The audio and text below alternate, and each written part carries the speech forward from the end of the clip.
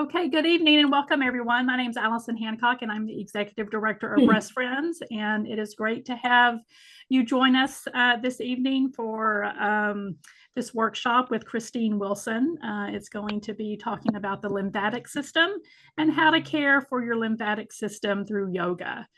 Christine has been teaching yoga for Breastfriends on Fridays, and it's a wonderful way to relax and to get your body moving. And we thank her so much for her willingness to volunteer and give her time. So thank you, Christine, for being here.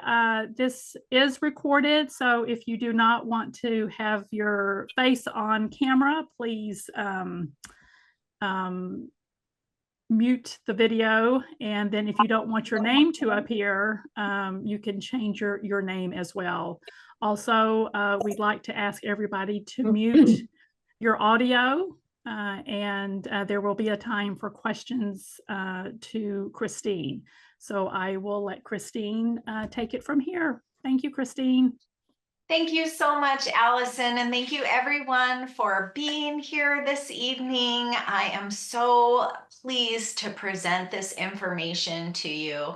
As Allison said, I've been teaching Friday yoga at noon for anybody who wants to sign up from the Breastfriends calendar. And it is a wonderful way, yes, to relax and to get a little healthy movement in our body. But even more than that, the thing that I love most about yoga is it is a wonderful way to kind of reset and reprogram our nervous systems. So when we're stressed out, when we don't have any control over a situation, when there is some uncertainty, which pretty much can describe all of our lives right now, we get stressed out, and when there's an immediate stress, our bodies secrete adrenaline to meet that stress. But when we're in kind of a state of low grade constant stress, emails, phone calls, difficult conversations, things of that nature, medical diagnosis, treatment, all of that stuff is constant. We've got this cortisol coursing through our bodies so that we can be on high alert.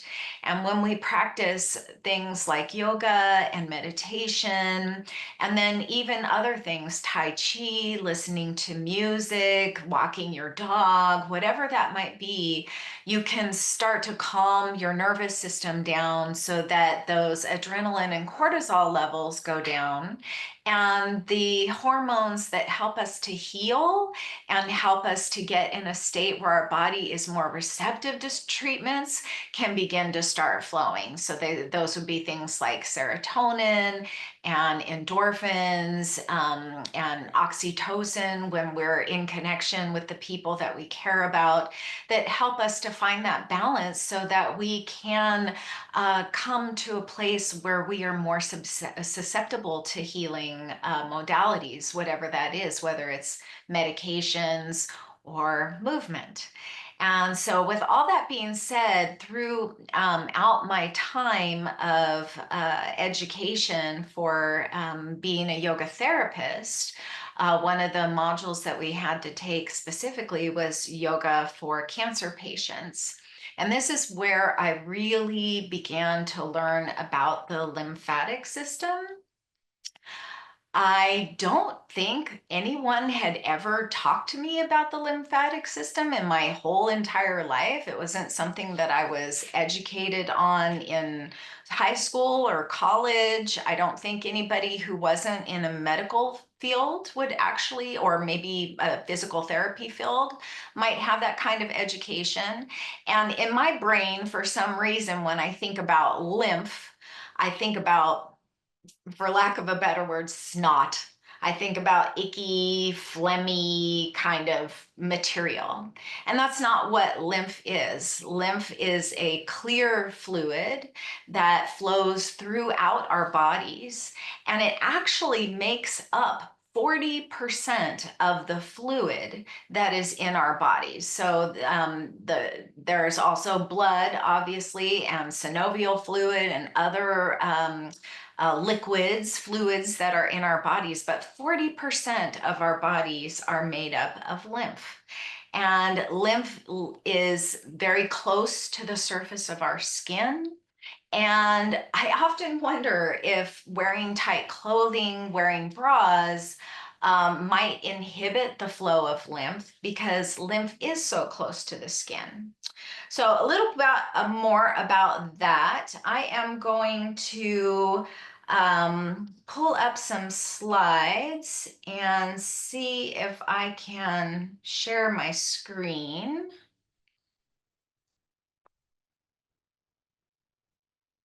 Bear with me just a moment as I get into slideshow view.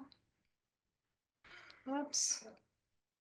And that covers up the whole Zoom meeting. So maybe let me see if I can share first here, Allison.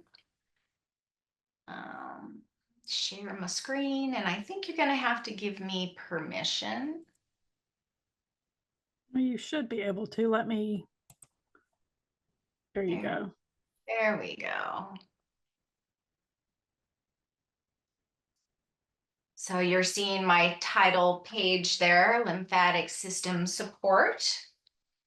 And first, before we get too far into this, I'd like to do just a gentle practice to invite presence, and then we'll go over the lymphatic system and what it is, we can see when it's maybe dysfunctional or unhealthy, how we can support it to be more healthy, and then we'll do a gentle practice that will include lymphatic massage.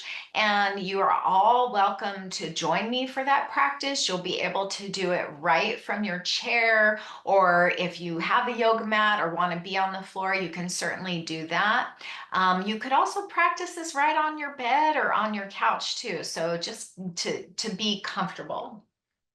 But for inviting presence, one of the major benefits of practicing yoga that I have found in my life is the ability to be present with whatever is happening in the moment. And I can maybe give a few examples of not being present that you might be able to relate to. For instance, maybe you drive the same route to and from work every day, and some days after work you find yourself at home and have really very little recollection of the drive home because you've been thinking so much in your mind on the way home that your nervous system, which develops all of these patterns, has just kind of kicked in and taken over for you and made sure you got home okay. Or for instance, you might be having a conversation with somebody and your mind wanders off and you have to ask them to repeat the last thing they said, or worse, you don't feel comfortable repeating asking them to repeat themselves, and then you miss maybe something important. So I know we're all visiting with each other tonight, probably from our homes, and you might have kids and animals and family around. So one of the things that we can do to kind of help ourselves release the distractions that are around us, release distracting thoughts, is to really intentionally become present.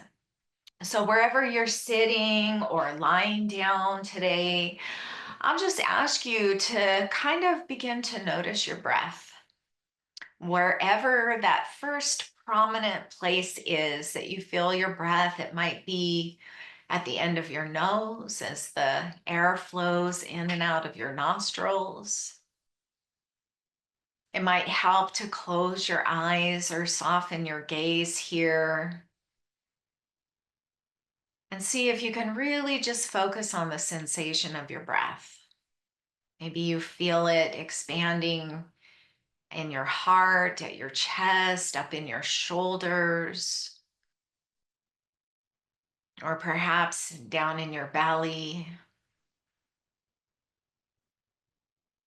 And just taking some time to be with your breath.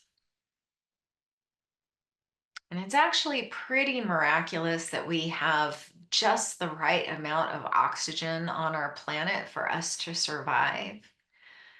So maybe as you breathe here, you might just acknowledge what a miracle that is, that we're all here and we're breathing together. One of the other beautiful responses our body has is to gratitude.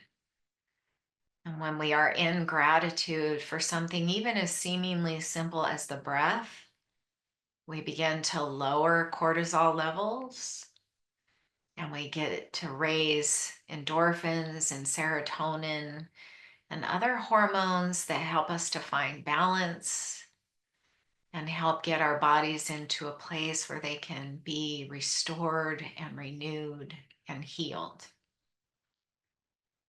So just taking that time to be present with your breath, to just have some appreciation for the breath. And then along with that inhale, we'll let the exhale relax the face, relax the jaw, relax the shoulders, soften the belly.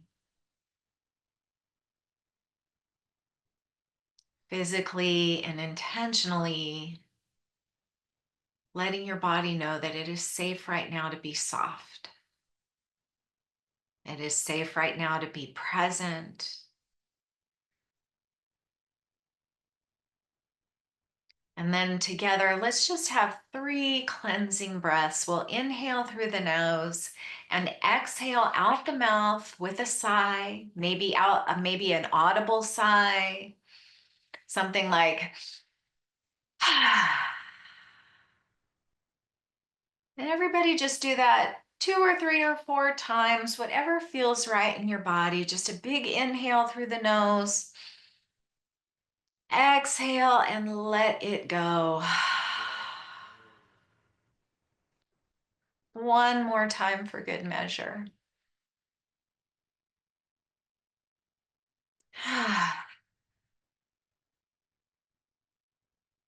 And then if your eyes are closed, you're welcome to blink them open.